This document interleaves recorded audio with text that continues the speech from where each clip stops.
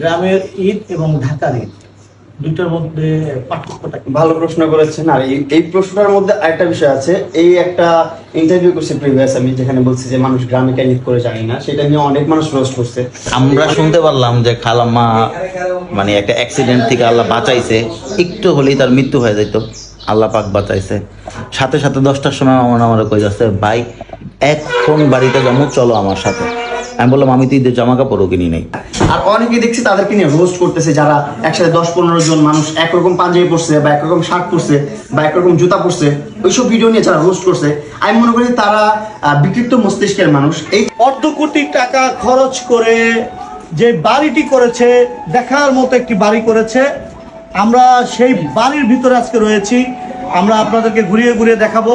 আসলে বর্তমান যুগে এসে যে প্রিন্স মামুন মা বাবার জন্য অর্ধ কোটি টাকা খরচ করে যে বাড়িটি করেছে, বাড়িটি করে কিন্তু তিনি এই মুহূর্তে প্রশংসায় ভাসছে। এবং আরেকটি কথা না বললেই না, প্রিন্স মামুন কিন্তু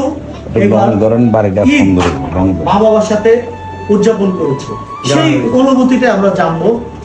গ্রামের বাড়িতে মা বাবার সাথে ঈদ উদযাপন করে মানে তার অনুভূতিটা আমরা আজকে জানবো এবং বাড়ির বিষয়টা জানবো। তো আমরা যদি একটু তার আগে আমরা যদি একটু ঘুরে দেখাই, একটু দেখান তো মামুনের বাড়ির যে কন্ডিশনটা, পিছনের সাইড কন্ডিশনটা একটু দেখান তো। চমৎকার কন্ডিশন, চমৎকার কন্ডিশন। আমরা যদি মামুনের রুমে যদি আপনাদের নিয়ে যাই, মা বাবার জন্যই কিন্তু ঈদে বাড়িতে আসা। দ্বিতীয়ত কথা হচ্ছে, ও মাত্র বলে 2বার আসছে ঈদে, যেহেতু ছোটবেলায় বড় হয়েছে, আসে নাই কখনো ঈদে, এবার আসছে। হ্যাঁ, একটু বসে নেই, চলুন। তো প্রিয় বন্ধুরা, মামুন আসলে যে মা বাবার স্বপ্ন পূরণে যে ধীরে ধীরে এগিয়ে আসছে, সেই কথাগুলো একটু জানবো। আমরা বসেন। কি অনেক ট্রোল করতেছেন, উল্টা পাল্টা কথা বলতেছেন ভাই, আমি তো নিজে সাক্ষী। কারণ যখন আমরা শুনতে পারলাম যে খালাম্মা মানে একটা অ্যাক্সিডেন্ট থেকে আল্লাহ বাঁচাইছে, একটু হলেই তার মৃত্যু হয়ে যেত, আল্লাহ পাক বাঁচাইছে। সাথে সাথে 10টার সময় আমার কই যাচ্ছে, ভাই এখন বাড়িতে যাবো, চলো আমার সাথে। আমি বললাম আমি তো ঈদের জামা কাপড়ও কিনি নাই। তখন বলতেছে, তো ঈদের জামা কাপড় কিনো নাই, চলো যাওয়ার রাস্তায় যাওয়ার কথা কিনবো।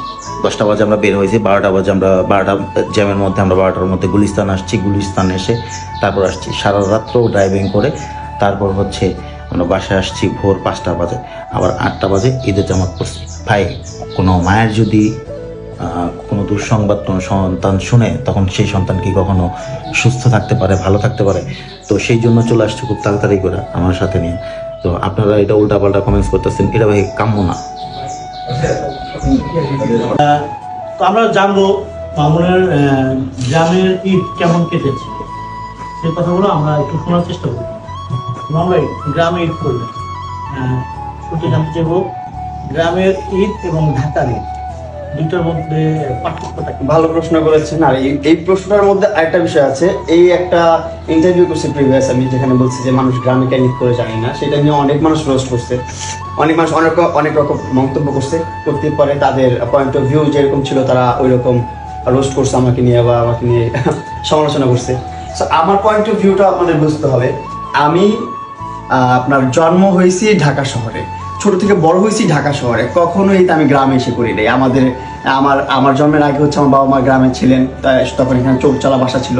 চৌচলা বাসায় আমার বড় ভাই বড় বোন ওরা ঈদ যাপন করছে, কিন্তু আমি জন্মের পর কখনো ঈদ যাপন করি নাই গ্রামের বাড়িতে। এটাই আমি বুঝতে চাইছি প্রিভিয়াস ইন্টারভিউতে, যে আমি কখনো গ্রামে ইন্টারভিউ করি না, গ্রামে কি মজা পাই আমি বুঝি না।